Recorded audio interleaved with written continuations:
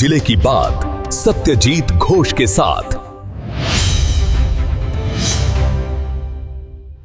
राजनीति में इस्तीफे कभी सिर्फ इस्तीफे नहीं होते, कई बार ये आने वाले चुनाव का ट्रेलर भी होते हैं। नमस्कार, मैं हूं सत्यजीत घोष और आप देख रहे हैं छत्तीसगढ़ नाउ डिजिटल। छत्तीसगढ़ की राजनीति में एक इस्तीफे ने कई सवाल खड़े कर दिए हैं। भाजयुमो के पूर्व प्रदेश अध्यक्ष रवि भगत ने भाजपा छोड़ दी है और पार्टी ने भी बिना किसी देरी के उनका इस्तीफा स्वीकार कर लिया है। लेकिन असली कहानी अब शुरू होती है। क्या यह महज नाराजगी है या फिर यह भाजपा को अपनी राजनीतिक ताकत दिखाने का तरीका है? क्या यह संदेश है कि मेरी अनदेखी की कीमत चुकानी पड़ सकती है? और सबसे बड़ा सवाल, क्या लैलूंगा विधानसभा सीट इस पूरे राजनीतिक घटनाक्रम की असली धुरी है? सियासी गलियारों में चर्चाएं हैं कि रवि भगत आने वाले विधानसभा चुनाव में लैलूंगा से अपनी दावेदारी मजबूत करना चाहते हैं। ऐसे में सवाल उठना स्वाभाविक है, क्या यह इस्तीफा पार्टी नेतृत्व पर दबाव बनाने की रणनीति का हिस्सा है? क्योंकि राजनीति में समय भी बहुत कुछ कहता है और फैसले भी। राजनीति का एक अनलिखा नियम है, जहां सम्मान कम महसूस होता है वहां समीकरण बदलने में देर नहीं लगती। लेकिन राजनीति का दूसरा सच इससे भी बड़ा है, यहां दरवाजे कभी पूरी तरह से बंद नहीं होते। आज इस्तीफा है, कल बातचीत हो सकती है, परसों वापसी भी हो सकती है और चुनाव आते आते चेहरा पार्टी का उम्मीदवार भी बन जाता है। लैलूंगा फिलहाल कांग्रेस के कब्जे में है, भाजपा वहां मजबूत चेहरा उतारना चाहेगी। ऐसे में रवि भगत का नाम स्वाभाविक रूप से चर्चा में आ रहा है। लेकिन क्या वास्तव में ऐसा होगा? इसका जवाब आने वाला समय देगा। एक बात जरूर है, रवि भगत के इस प्रकार फैसले ने भाजपा के भीतर राजनीति को लेकर नई बहस छेड़ दी है। अब देखना होगा, क्या यह इस्तीफा राजनीतिक असंतोष का अंत है या विधानसभा टिकट की शुरुआत?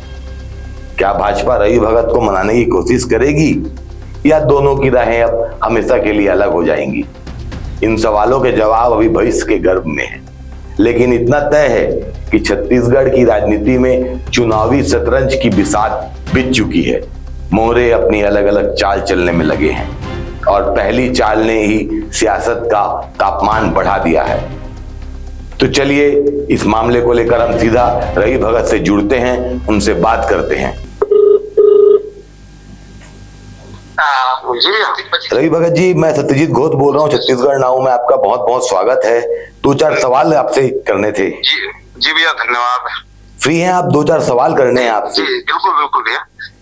तो रवि भैया, सबसे पहला सवाल है मेरा आपसे, भाजपा से अचानक आपका इस्तीफा आया, आखिर वो कौन सी वजह थी जिसने आपको इतना बड़ा फैसला लेने पर मजबूर किया?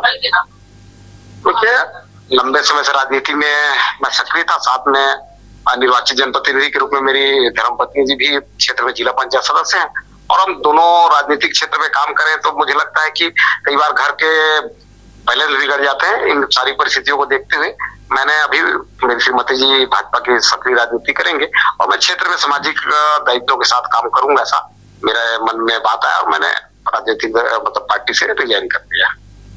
रवि जी, अगला सवाल है मेरा, क्या यह इस्तीफा केवल संगठन से नाराजगी का परिणाम तो नहीं या इसके पीछे कोई बड़ी राजनीतिक रणनीति भी है? देखिए, नाराजगी का विषय या ऐसा कुछ बहुत ये नहीं है, मेरी कुछ अपनी परिस्थितियां रही इसके कारण मैंने रिजाइन किया और कोई बड़ा विषय और बड़ा कारण नहीं है। क्षेत्र में सामाजिक काम अपन करते रहेंगे। रवि जी, आपके इस्तीफे के बाद सियासी गलियारों में काफी चर्चाएं हो रही है। क्या लैलूंगा विधानसभा से भाजपा का टिकट चाहते हैं आप? इन चर्चाओं में कितनी सच्चाई है?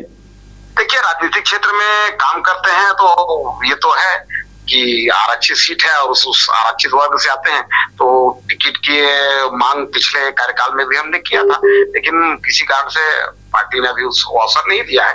लेकिन आने वाले समय में क्या होगा समय तय करेगा। लेकिन मैं वर्तमान में अभी भारतीय जनता पार्टी का सदस्य नहीं हूँ, इसलिए मुझे नहीं लगता कि मैं भारतीय जनता पार्टी में दावेदारी करूंगा या भाजपा मुझे टिकट देगी। क्या आप मानते हैं रवि जी, इस इस्तीफे के जरिए आप पार्टी नेतृत्व तक अपनी बात पहुंचाने या कोई दबाव बनाने की कोशिश तो नहीं कर रहे हैं? देखिए, पार्टी नेतृत्व तक अपनी बात पहुंचाने की बात है तो भाजपा में अपनी बात पहुंचाने के लिए अलग अलग फोरम बने हैं, उस फोरम में अपन जाके बात कर सकते हैं और दबाव का कोई विषय नहीं है, क्योंकि काफी समय से मैं अभी घर में हूं तो दबाव वाला कोई विषय नहीं। रवि जी, अगर मान लीजिए भविष्य में भाजपा नेतृत्व आपसे बात करता है, सम्मानजनक भूमिका या जिम्मेदारी का प्रस्ताव देता है, तो क्या आपकी वापसी संभव है भाजपा में? देखिए, भाजपा ने मुझे जो सम्मान दिया उसकी मैं जितने भी कहूं उसका मैं एहसान नहीं चुका सकता। वो एक सामान्य गांव के लड़के को भारतीय जनता पार्टी ने राष्ट्रीय मंत्री से लेकर प्रदेश अध्यक्ष तक बनाया और मुझे जो जिम्मेदारी मिली मैंने उससे जिम्मेदारी का निर्वहन किया है और मैं ऐसा भी मैं किसी दायित्व या इसके लिए मुझे कहीं कोई संपर्क या मैंने कोई बातचीत अभी इस पे किया नहीं है। अभी वर्तमान में तो ये मान के चले कि मैं भाजपा का सदस्य नहीं हूँ और समाज के क्षेत्र में काम करूंगा।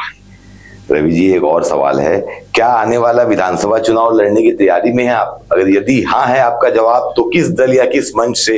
आपके इस्तीफे के बाद समर्थकों में काफी असमंजस भी है, तो बताएंगे अगर आप चुनाव लड़ते हैं तो किस दल से लड़ेंगे, कुछ बता सकते हैं?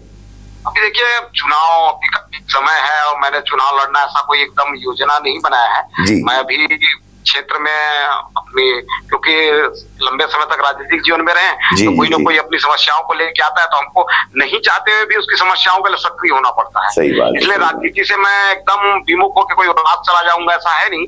काम तो करेंगे और आगे भविष्य जो होगा वो समय तय करेगा। क्या क्या ऐसा वर्षों में बदला पार्टी में, आपको लगता है, जो आपने ये पार्टी छोड़ने का फैसला किया? थोड़ा बताएंगे इस बारे में खुल के रवि जी। देखिए, जो राजनीतिक गलियारों में, सामान्य पान ठेले में इस समय क्या चर्चा होता है उससे आप भी परिचित है, मैं भी भली भांति परिचित हूँ। समय के साथ कई चीजें बदलती है और परिवर्तन संसार का नियम है, तो संगठन और परिवार और विचारों में भी परिवर्तन होते रहते हैं। क्या लगता है रवि जी, आपकी नजर से भाजपा में क्या जमीनी कार्यकर्ताओं की अनदेखी हो रही है? मैंने आपको कहा ना, जो राजनीतिक गलियारों में, जो पार्टियों में जो सामान्य बातें हो रही, उस बात से आप भी अनभिज्ञ नहीं है ना, मैं भी परिचित नहीं हूँ। इसलिए मुझे लगता है कि इस विषय में मुझे, क्योंकि मैं वर्तमान में भाजपा में हूँ नहीं, तो मैं उस विषय में ज्यादा टिक्का टिप्पणी करूँ, ये मुझे नहीं लगता कि मेरा टिक्का टिप्पणी करना उचित है। चलिए रवि जी, आपका काफी समय लिया कि एक अंतिम और एक सीधा सवाल, क्या रवि भगत का इस्तीफा अंतिम फैसला है या राजनीति में वापसी और नए समीकरणों के लिए भी दरवाजे खुले हैं? अंतिम सवाल। देखिए, मानव जीवन में कोई चीज अंतिम नहीं होता, लेकिन सवाल मेरा अंतिम है। मैं भाजपा में नहीं हूँ और मैं सामाजिक क्षेत्र में काम कर रहा हूँ। चलिए, बहुत बहुत धन्यवाद आपका रवि जी, जुड़ने के लिए हमारे साथ। आपने बेबाकी से सारे सवालों के हमारे जवाब दिए, इसके लिए भी बहुत बहुत धन्यवाद आपका। धन्यवाद सत्य जी। जी जी।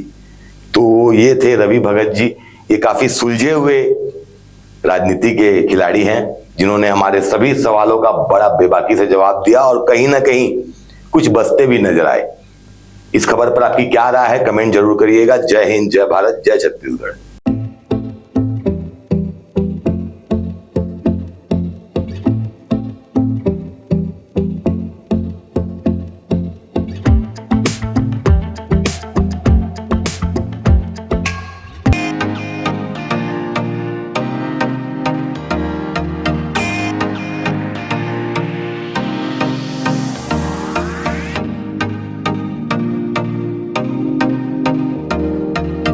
रायगढ़ में स्थित उत्तम इंटरनेशनल स्कूल 26 वर्षों के अनुभव के साथ एक अग्रणी शैक्षणिक संस्थान, सर्व सुविधा युक्त वातावरण के साथ स्मार्ट क्लासरूम और उच्च स्तरीय विज्ञान और कंप्यूटर लैब, साथ ही abacus class, phonics, OMR, CBT based परीक्षा पद्धति भी।